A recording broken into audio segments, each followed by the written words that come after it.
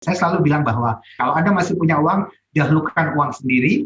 Tapi kalau Anda terpaksa sekali ingin berinvestasi, tapi dengan cara ngutang, lakukan pada investasi pendapatan tetap. Kalau Anda berhutang pada investasi yang sifatnya pertumbuhan, itu resikonya itu sangat besar, apalagi kalau Anda belum pernah punya pengalaman di situ. Nah, yang saya lihat adalah di pasar modal kita adalah banyak sekali para trader baru, saya tidak mengatakan di investor, dia lakukan hanya karena ikut-ikutan. Dan Tagar Institute, Jurnalisme dan Riset.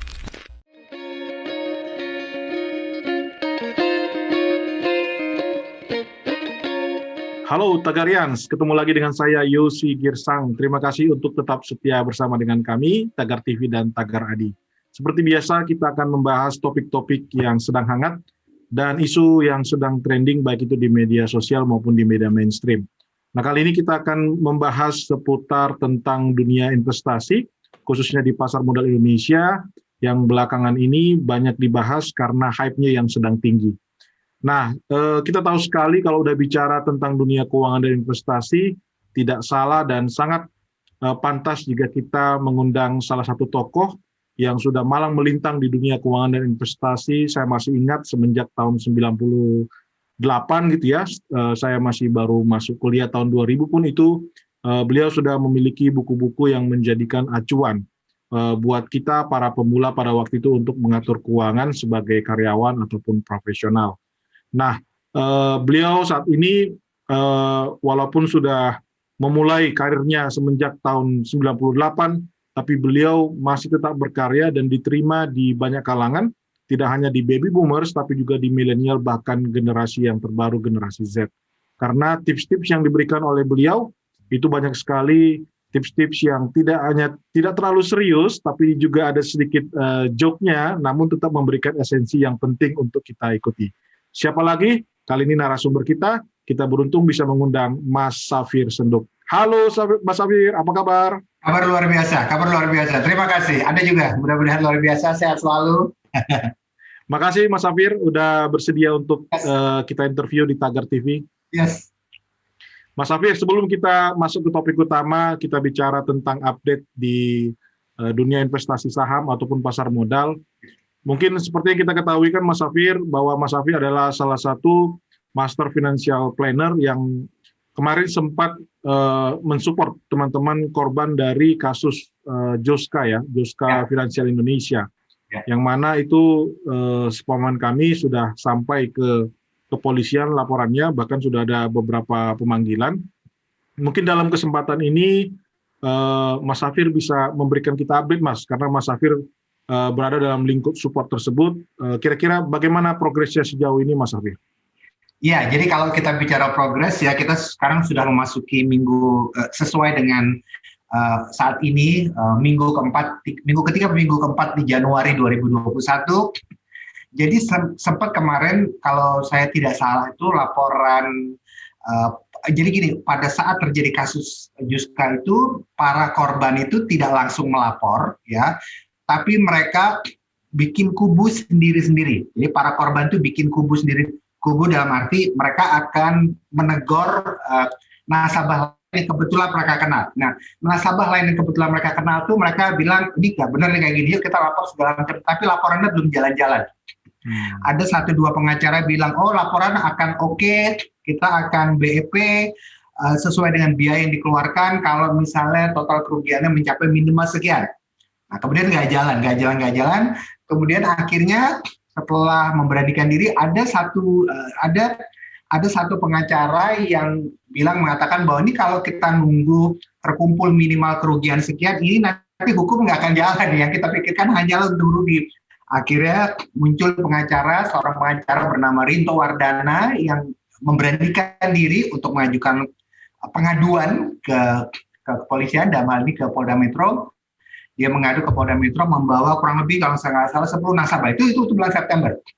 Kemudian nggak ada kabar, masih proses segala macam, dan kalau nggak salah ada pandemi juga ya. Nah tentunya 1-2 bulan kemudian ada lagi laporan tambahan lagi masuk. Nah dibawa lagi oleh pengacara yang sama, pengacara Rinto Wardana, dan korban yang baru ini itu digabung dengan pasal yang sama sebelumnya. Jadi oke, jadi kayaknya nambah gitu ya.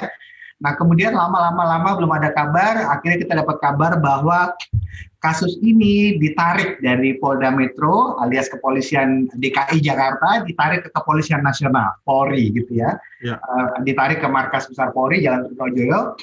Dan akhirnya ada kabar bahwa satu persatu korban ini dipanggil oleh polisi dan diperiksa, istilahnya di BAP, diperiksa. Kemudian kalau nggak salah tanggal berapa nih, Januari kemarin, BAP terakhir kepada para korban sudah selesai dilakukan. Nah, saya nggak ngikutin banget apakah semua korban di BAP ataukah beberapa saja di BAP. Tapi seiring dengan BAP terakhir, pengacara Rito Wardana datang, mendampingi, dan melakukan konferensi pers, dan pada saat wawancara ini dilakukan, perkembangannya adalah BAP kepada para korban sudah dilakukan, dan kalau BAP kepada para korban sudah dilakukan, kita tinggal menunggu saja pemanggilan si pemeran utama dalam kasus ini, yaitu Mas Akar ya, Mas Akar. Kita tinggal tunggu beliau dipanggil, dan sampai di sini perkembangannya. Oke, berarti total yang sudah terkumpul yang dibantu oleh Mas Rito Wardana itu berapa orang, Mas, korbannya? Puluhan ya. Puluhan. Saya nggak ikutin angka persis, tapi jelas itu puluhan. Artinya dari korban-korban ini tidak ada satupun yang saat ini sudah menerima kembali dananya ya, atau istilahnya ada kemufafakat, ada penyelesaian perselisihan sama sekali tidak ada ya berarti, Mas?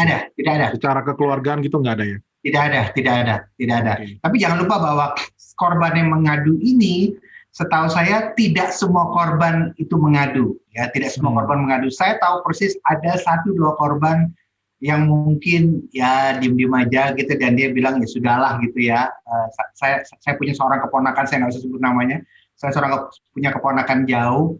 Kebetulan beliau musisi yang juga ikutan di di sini, dan dia kena, kalau saya tidak salah 1,7 M. Yeah. Dan saya tidak tahu, setahu saya beliau tidak meneruskan laporan, beliau tidak mengadu. Jadi ini yang sebenarnya saya sayangkan sebetulnya. Seharusnya ya sudah diadukan saja lah, gitu, biar semuanya. Yeah. Mudah-mudahan sih saya bisa dengar kabar baik bahwa beliau akan mengadu juga, begitu. Iya. Terima kasih Mas Safir untuk update-nya. Kita berharap dari Tagar semoga kasus ini bisa selesai. Dan yang paling utama saya yakin teman-teman korban yang melaporkan bisa memperoleh keadilan ya Mas ya. Betul. Mudah-mudahan. Baik, kita masuk ke topik utama nih Mas Safir.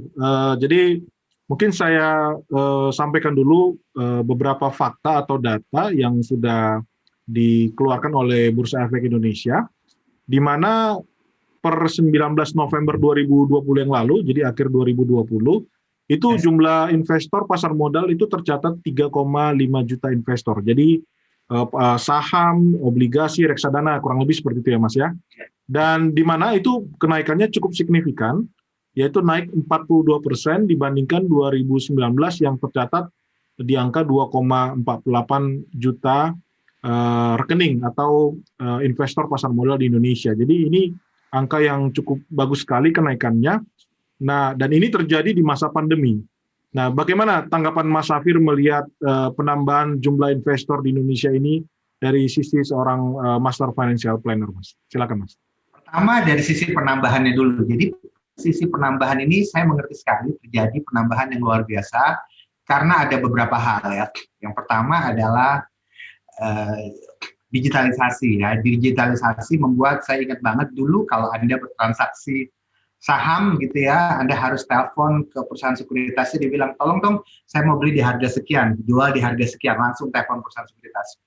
Kemudian dengan adanya internet ya, itu mulai berubah. Kemudian dengan adanya digitalisasi di mana orang tidak harus buka alamat www sekian, dia cukup download aplikasi dari perusahaan sekuritas itu, dia langsung melakukan transaksi secara online di aplikasi tersebut, dan dia hanya nelpon sekuritas kalau aplikasinya ngalamin lag, ngalamin masalah, dia telepon sekuritas.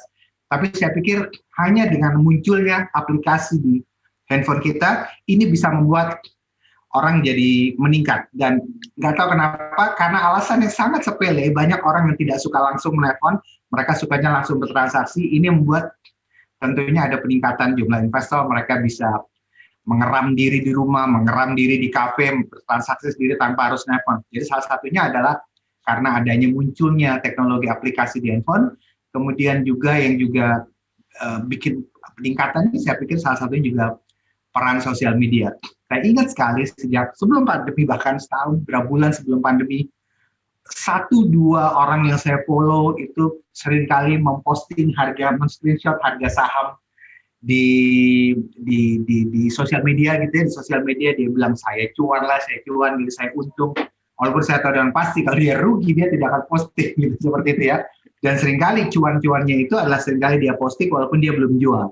Karena seringkali ya keuntungannya itu dia dapat karena kalau dia jual, kalau dia tidak jual dia belum untung, tapi ketika harganya sudah naik pun dia jual. Jadi kalau ada tanya kepada saya, respon saya gimana? Saya positif banget. Ini luar biasa sekali. Iya. Positif, bagus sekali. Ya, karena sebenarnya kan kalau kita bicara dari total jumlah penduduk Indonesia yang hampir 267 juta, ini kan baru persen lebih sedikit ya Mas ya? Betul, sangat sedikit. Sangat sedikit, tapi ya jadi kita melihat ini sebenarnya satu hal yang positif ya Mas. Betul, cuman ada data juga yang ternyata kita perhatikan nih Mas ya, dari data dari Tagar yang kita terima dari BI juga. Nah justru yang meningkat itu adalah rata-rata investor aktif harian Mas. Jadi 2019 itu rata-rata investor aktif harian ada 55.000. Per November kemarin 2020 itu mencapai 151.000. Jadi peningkatan sampai 300% gitu ya. Di masa pandemi ya mungkin Mas Safir bilang tadi kita banyak di rumah. Apakah ini karena orang mulai mencari alternatif income Mas? Atau seperti apa sebenarnya jadi kalau kita lihat ini kan kalau aktif harian kan berarti kan mostly itu adalah transaksi trading ya Mas ya, atau membeli dan menjual mungkin dalam hitungan jam-jaman atau harian Mas. Nah Mas Safir sendiri melihat hal ini seperti apa? Karena peningkatannya sangat tajam, penambahan 42% tadi, apakah ini dibarengi dengan edukasi yang tepat atau pas atau gimana Mas? Ini kurang lebih pertanyaannya sama dengan mungkin Anda sudah sering kali dengar beberapa tahun terakhir muncul istilah namanya disrupsi. Jadi disrupsi itu adalah kata jeleneh dari kata interupsi. Kita sedang melakukan sesuatu, kita di gedung DPR yang ngomong diinterupsi gitu ya ini. Nah dalam istilah ekonomi itu juga ada disrupsi, jadi gangguan. Sebagai contoh, misalnya saya selalu bilang bahwa tadinya orang punya perusahaan taksi gitu ya perusahaan taksi resmi, armada sendiri, drivernya di training segala macam, muncul gangguan. Gangguannya apa? Ada aplikasi taksi online di mana semua orang tidak perlu mentaksikan mobilnya, dia punya mobil, dia bisa sewakan mobilnya dengan bantuan aplikasi tersebut, gitu ya. Jadi sehingga bisnis taksi yang resmi ini terdisrupsi, dia terganggu, gitu ya. Tapi walaupun demikian, kalau customer yang benar-benar customer kayak saya, misalnya saya ngerti bahwa saya naik transport online, walaupun gampang gitu ya, tapi si driver-drivernya itu tidak di train service. Itulah kenapa banyak banget orang yang naik transportasi online ini gampang sih gitu, tapi seringkali mereka dapat pelayanan yang jelek dari driver segala macam. Sementara kalau dia naik taksi yang resmi, beda loh, pelayanannya luar biasa. Cuma memang saya harus akui bahwa transportasi online itu memang membuat orang yang bertransportasi jadi lebih kencang. Oh iya, itu memang betul jadi lebih kencang. Hanya bedanya sekarang orang tahu bahwa kalau saya naik transportasi online yang mobilnya di mana-mana itu mereka tidak diservis dengan baik. Sementara kalau saya naik taksi resmi memang lebih mahal tapi diservis dengan baik. Dan itu tidak hanya itu gitu ya. Itu tidak hanya itu, ada banyak sekali misalnya makanan gitu ya. Kalau saya biasa beli ayam goreng langsung dari perusahaan ayam goreng ternama dari Amerika itu misalnya. Mereka punya armada sendiri, tapi kadang-kadang harus dimengerti bahwa kadang armadanya itu lagi full. Tapi kalau armada datang dia lengkap servisnya, bahkan ketika dia mengantar makanan yang ada kotaknya dia bilang, Pak ini ada ayam, jelas semuanya. Tapi kalau saya mau cepat, sekarang juga ada pengantaran makanan online yang biasa gabung sama aplikasi transportasi online itu cepat sekali, di mana-mana mereka ada dan hampir saya tidak pernah ditolak pelayanannya, tapi ketika dia ngantar beda servisnya gitu. Jadi saya selalu bilang begini, bahwa digitalisasi akan membuat omset meningkat. Si omset restoran itu jadi memang meningkat omsetnya. Tapi ya gitu, orang jadi seringkali memesan pada transportasi pengantaran makanan online dan seringkali tidak selalu diservis dengan baik. Jadi saya pikir digitalisasi akan membawa pada peningkatan omset, tapi konsekuensinya peningkatan omset ini seringkali tidak esensial seperti itu. Seperti saya bilang bahwa ketika orang invest di pasar modal, saya sendiri dari dulu sampai sekarang selalu berpikir begitu. esensi dari investasi pasar modal ini esensinya adalah saya jatuh cinta sama sektornya, saya jatuh cinta sama perusahaan yang ada di sektor tersebut, misalnya ada 10 perusahaan di sektor tersebut, saya jatuh semua dari mereka, kemudian saya lihat, saya analisa laporan keuangannya, kemudian saya jatuh cinta pada salah satu perusahaan tersebut, dan saya membeli, dan saya berharap perusahaan tersebut mengalami laba, dan saya dapat dividennya terus-menerus yang bisa menghidupi saya. Itu menurut saya esensinya. Tapi menurut saya kalau orang sudah berinvestasi saham, kemudian dia tidak menunggu labanya datang, tapi dia melihat bahwa harganya naik, kemudian dia jual besoknya, saya bilang itu sudah bukan, kita sudah keluar dari esensi investasi saham yang sebenarnya. Sama seperti saya, Bang Yosi, misalnya saya punya rumah, saya tinggal di sebuah rumah di Tangerang misalnya, saya buka warung di samping rumah, esensi dari warung yang saya buka adalah saya berharap warungnya ramai, kemudian customer datang, dan saya bisa hidup dari warung tersebut selamanya. Saya tidak menganggap bahwa kalau warungnya ramai, besok ada investor datang, saya jual aja deh warungnya ke orang lain. Saya tidak berharap seperti itu. Menurut saya itu bukan esensi dari buka warung. Jadi kalau ada tanya saya, sekarang banyak sekali orang masuk ke pasar modal, tapi seringkali tidak esensial. Mereka trading harian, dan saya tidak menganggap itu investasi. Pendapat saya di awal memang mungkin, tapi mungkin ini memang sebuah cara dulu untuk menarik orang dulu, minat orang datang. Memang harus diakui bahwa banyak orang jadi ikut-ikutan. Oh, kamu untung di saham ini atau saham itu, saya ikutan deh. Saya bahkan lihat sendiri ada teman saya yang dia mau ikutan investasi saham karena temennya itu bilang bahwa harga saham dia naik. Padahal sebelumnya dia udah sering kali lihat seminar saya sudah sebut tentang saham, investasi saham, bagusnya ada dividen dan lain sebagainya. Dia tidak lakukan, tapi dia bisa cepat sekali ikut temennya, ya hanya gara-gara temennya bilang sahamnya naik.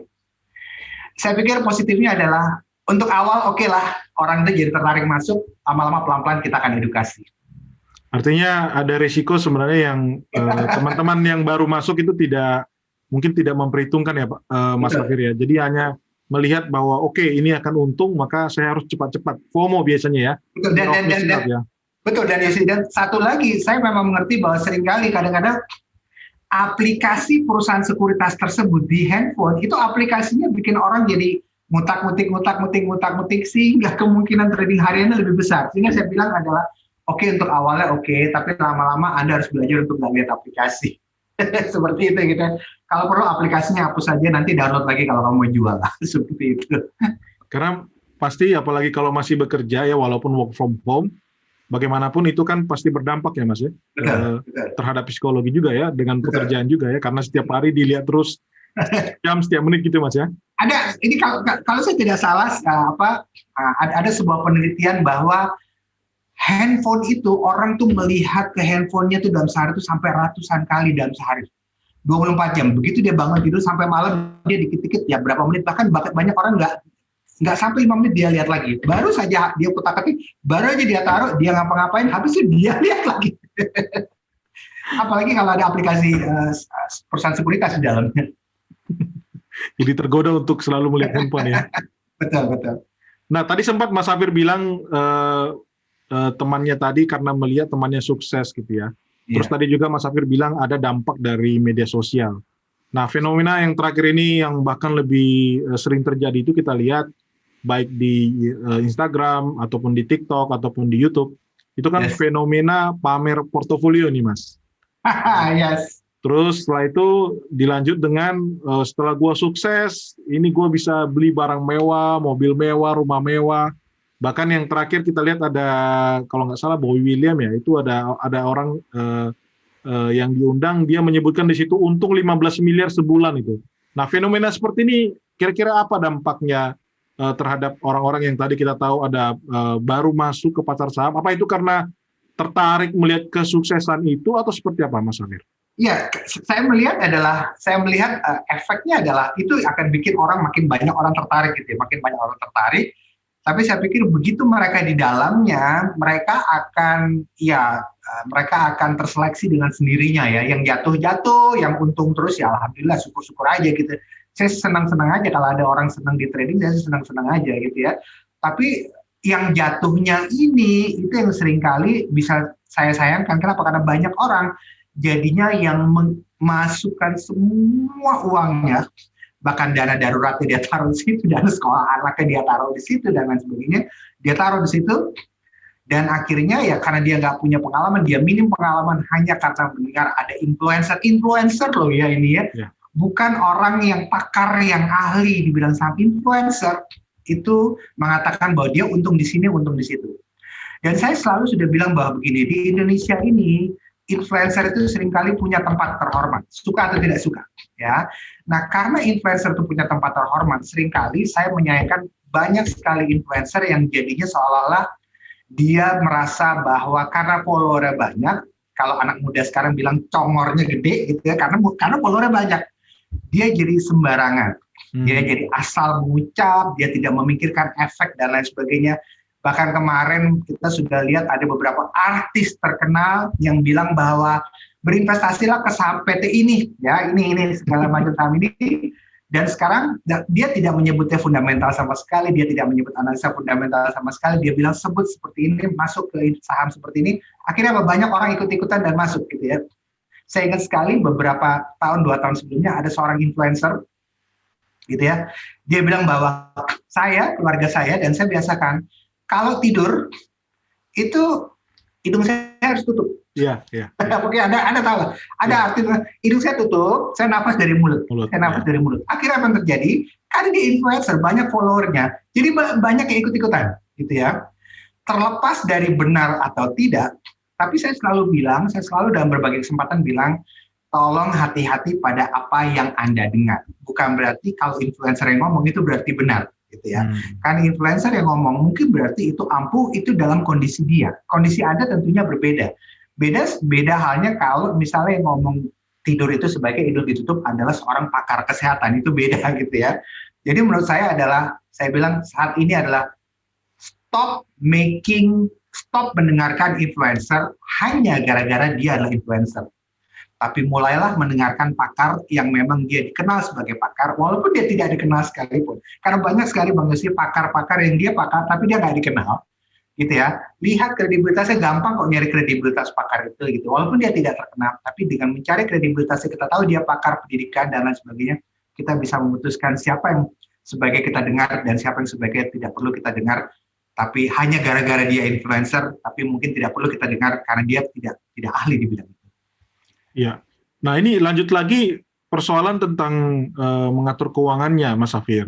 Ya. Karena di beberapa grup WhatsApp juga, saya juga dapat itu, kebetulan saya lihat juga di Instagram, bahkan yang teman-teman yang baru masuk ke pasar saham ini, itu sampai mengambil utang, Mas, untuk masuk. Jadi ada beberapa kasus itu mengambil pinjaman online, yang kita tahu bunganya bisa 10% per bulan, bahkan 30%, 50% setahun gitu ya.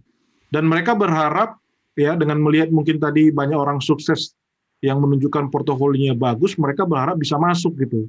Dan ujung-ujungnya terakhir sekarang banyak yang saya sebut aja ya, beberapa saham yang kita tahu naik cukup tinggi juga sempat turun cukup signifikan. Ada Antam, kemudian ada Breeze ya, ada Waskita kalau nggak salah lagi, yang mereka akhirnya nyangkut lah istilahnya kalau di pasar sahamnya. Nah balik ke tadi masalah modal untuk investasi, Mas, sebagai Master Financial Planner, sebenarnya apakah baik kita masuk ke investasi saham atau investasi yang cukup beresiko tinggi ini, tapi dengan modal utang, Mas? Gimana pendapat Mas Safir? Saya selalu bilang bahwa produk investasi itu berdasarkan potensi untung yang diberikan. Produk investasi itu ada 2 macam. Jadi pertama adalah yang fixed income, yang kedua adalah growth income. Jadi fixed income itu adalah kita taruh uang di sebuah tempat dan dia akan memberikan kita penghasilan yang fix. Angkanya, besarannya tidak harus sama, tapi fix. Dia akan memberikan terus seperti deposito, properti yang disewakan, dan lain sebagainya. Bahkan seringkali saya mengatakan bahwa kalau saham Anda fundamentalnya jelas dan Anda beli saham tersebut karena mengharapkan dividen, dan dia jelas selalu untung, bahkan selalu labanya naik terus tiap tahun, saya memasukkan saham yang memberikan dividen itu pada fixed income investment. Sebaliknya, kalau Anda masuk ke investasi yang harganya turun naik, atau Anda berharap pada keuntungan dari naik turunnya harga, dia masuk kepada growth income investment. Dan saya selalu bilang bahwa kalau Anda ingin berinvestasi dengan cara ngutang, uangnya ngutang, maka lakukan paling tidak hindari berhutang pada investasi tersebut. Tapi kalau terpaksa Anda lakukan investasi utang itu, terpaksa Anda lakukan saja pada investasi pendapatan tetap. Itu pun kalau sudah terpaksa sekali. Kalau Anda masih punya uang, dahulukan uang sendiri, Tapi kalau Anda terpaksa sekali ingin berinvestasi, tapi dengan cara ngutang, lakukan pada investasi pendapatan tetap. Jadi kalau Anda berhutang pada investasi yang sifatnya pertumbuhan, itu risikonya itu sangat besar, apalagi kalau Anda belum pernah punya pengalaman di situ. Nah, yang saya lihat adalah di pasar modal kita adalah banyak sekali para trader baru, saya tidak mengatakan di investor, banyak sekali para trader baru, dia tidak punya pengalaman, dia lakukan hanya karena ikut-ikutan, dan mengenai saham yang Anda sebutkan tadi, teman saya tadi, dia masuk ke pasar saham hanya gara-gara temannya berinvestasi pada BRIS dan mengatakan BRIS naik. Dan saya nggak tahu, mungkin dia lagi nyangkut sekarang seperti itu ya. Dan dia tidak punya pengalaman, dia tidak punya jam terbang di situ, tapi belum apa-apa dia sudah langsung utang. Dan ini saya sangat sayangkan, dan next time saya harap ini mudah-mudahan tidak terjadi lagi. Ya, kita dalam kesempatan ini kita tidak menyatakan bahwa saham BRIS, saham Antam itu jelek ya, tapi fakta yang terjadi kan ada penurunan signifikan ya Mas yang kemarin ya. Dan banyak yang tadi trader pemula tidak tahu, dia justru beli di harga mungkin yang sudah tergolong mahal. Jadi bukan kita bilang perusahaannya jelek ya Mas ya? Tidak. Oke, nah sekarang kalau sudah ada yang nyangkut seperti itu Mas, apalagi dengan utang, kira-kira gimana menyelesaikan masalah ini Mas? Karena itu banyak sekali orang-orang stres ya. Dan saya pikir ini kasus yang nyata. Sebagai financial planner, Anda melihat misalkan ini ada calon klien ataupun ada rekan-rekan yang meminta advice dari Mas Hafir Senduk. Kira-kira apa yang harus dilakukan untuk keluar dari masalah ini Mas? Jadi seperti yang tadi saya bilang bahwa saya tidak menyebut nama-nama perusahaan tadi berarti sebagai perusahaan jelek, tapi banyak orang yang masuk ke perusahaan tersebut tidak melihat fundamental ya, tapi betul-betul melihat dari turun naiknya harga. Dan kalau dari turun naiknya harga ya faktanya mereka mungkin lagi jatuh sekarang gitu ya, kalau kita tidak lihat fundamental. Jadi bukan berarti fundamentalnya jelek. Nah sekarang pertanyaannya adalah apa yang harus dilakukan oleh para trader tersebut kalau saat ini posisinya lagi jatuh. Kalau saya jadi mereka tentunya adalah apapun yang terjadi ya saya lepas. Itu saya lepas, itu yang pertama. Kalau memang kondisi fundamentalnya nggak bagus, saya akan lepas dengan kerugian, dan saya akan mulai belajar berinvestasi dengan betul-betul melihat kondisi keuangan perusahaannya, pengalaman dia di masa lalu, dan prospek dari sektor yang dia tekuni. Tapi kalau kebetulan dia sudah masuk ke situ, dia masuk ke perusahaan yang kebetulan fundamentalnya memang bagus, tapi kebetulan harganya lagi rendah, kalau saya jadi dia ya nggak ada masalah, saya bisa tambahin lagi. Kalau sekali lagi fundamentalnya memang bagus, tapi memang saya mengerti Bang Yusi bahwa tidak mudah mengubah mindset seorang trader, gitu ya, seorang trader harian yang kebetulan kita ubah mindsetnya begitu saja, langsung fokus ke jangka panjang itu tidak mudah, gitu ya. Bahkan saya kemarin baru saja secara tidak sengaja kenalan dengan seorang trader. Saya lagi nongkrong di sebuah coffee shop di rumah saya di daerah Serpong, Tangerang. Dan dia cerita bahwa dia baru saja setahun terakhir dia fokus pada trading harian dan hidupnya selalu dipenuhi dengan kegiatan trading harian sampai bisnis utama dia kebetulan bukan seorang karyawan ya. Dia seorang agent properti, sampai dia kebetulan punya kantor agent properti, sampai bisnisnya sendiri dia abaikan karena dia fokus di trading harian dan kerja tiap hari level trading harian. Dan dia bahkan menyayangkan banyak pakar-pakar yang menyarankan untuk berinvestasi jangka panjang. Dia bilang justru itu tidak bikin pasar saham kita ramai seperti itu ya. Ini bikin pasar saham kita jadi nggak seru segala macam. Jadi yang kita lakukan adalah yang dia katakan bahwa justru para influencer ini yang bikin pasar saham jadi ramai seperti itu. Tapi yang lucu adalah si orang ini itu jarang sekali mengalami kerugian pada tradingnya, gitu ya. Kerugian. Nah, sebetulnya kalau saya lihat Bang Yesi, orang-orang seperti ini jarang sekali karena banyak orang yang seringkali mentalnya malah belum terlatih mengalami kerugian. Jadi saya selalu bilang bahwa kalau Anda pada saat ini mengalami kerugian, maka mudah-mudahan Anda sudah punya dana lain yang memang ada, gitu ya. Dan kalau misalnya secara fundamental saham itu gak bagus, lepas saja, tutup mata, lepas saja, kemudian Anda mulai yang baru. Tapi kalau kebetulan saham itu adalah saham dari perusahaan yang fundamentalnya bagus, sektornya bagus, Anda beli lagi. Dan memang tidak mudah mengubah mindset tersebut, tapi salah satu caranya Bang Yusi untuk kita bisa mengubah mindset tersebut adalah perhatikan dengan baik di grup WA mana Anda bergabung. Kalau Anda percaya atau tidak, di lingkungan di mana kita bergabung itu akan mempengaruhi kita. Jadi grup WA seperti apa yang kita bergabung itu akan membuat akan menentukan apakah kita akan trading jangka pendek ataukah kita akan melakukan investasi itu jangka panjang. Jadi harus pilih-pilih komunitas grup WA-nya ya Mas ya? Harus pilih-pilih komunitas grup WA. Karena secara psikologi sama mindset itu akan sangat terpengaruh ya Mas ya? Bahkan kalau perlu, siapa yang Anda follow di sosial media itu juga sangat berpengaruh. Oke. Supaya tadi itu ya, mindset sama psikologinya bisa sama dengan orang yang kita follow, kurang lebih. Betul. Oke, pertanyaan terakhir dan sekaligus statement penutup dari Mas Safir. Kira-kira untuk anak-anak muda sekarang, generasi muda sekarang, Mas, investasi apa yang cocok di masa pandemi dan apa pilihan-pilihan yang ada, Mas? Silakan, Mas. Saya selalu mengatakan bahwa tidak ada satu produk investasi yang jauh lebih menguntungkan dari investasi yang lain. Sebagai contoh, misalnya banyak orang Indonesia sangat mendewakan investasi properti. Saya tidak katakan properti jelek, tapi mereka mendewakan investasi properti. Buktinya begitu ada properti baru begitu developer ngeluarin klaster baru, habis. Kenapa? Karena banyak orang ingin berinvestasi di properti, dan begitu properti tersebut dia pasang pelang dijual, besoknya nggak langsung dijual, bahkan seringkali 2-3 tahun baru dijual, dan kadang-kadang banyak juga yang 4 tahun tidak terjual sama sekali gitu ya. Properti tentu saja bukan yang terbaik. Banyak juga orang yang mendewakan investasi saham. Saya tidak katakan saham jelek, tapi saya katakan saham tidak selalu memberikan keuntungan yang baik. Analisa kita tidak selalu memberikan keuntungan yang baik, tapi kalau Anda berinvestasi pada saham dengan melakukan analisa mendalam pada fundamentalnya, maka resikonya bisa ditekan. Saya tidak katakan itu 100% pasti, tapi resikonya bisa ditekan. Jadi saya selalu kalau ditanya investasi mana yang terbaik, itu tidak ada. Semua sesuai dengan siklusnya masing-masing. Hanya harus kita akui ada beberapa produk investasi yang memiliki kelebihan paling banyak dibandingkan yang lain, gitu ya. Salah satunya memang adalah saham, ya saham. Dengan Anda memiliki saham, Anda seperti berinvestasi atau memiliki sebuah bisnis tanpa Anda harus terlibat di dalamnya dan tanpa Anda harus menghabiskan waktu di dalamnya karena Anda tuh punya pekerjaan utama seperti itu ya. Kemudian kedua adalah dengan berinvestasi saham Anda seperti membangun sebuah bisnis tanpa Anda perlu repot melalui masa trial dan error-nya, gitu ya. Nah, tapi kalau Anda melakukan investasi saham yang sifatnya trading harian dan lain sebagainya, Anda tidak harus melakukannya di saham. Anda bisa pergi ke Singapura, di situ ada sebuah kasino bagus banget di daerah Marina Bay, Anda bisa pergi ke situ, ya.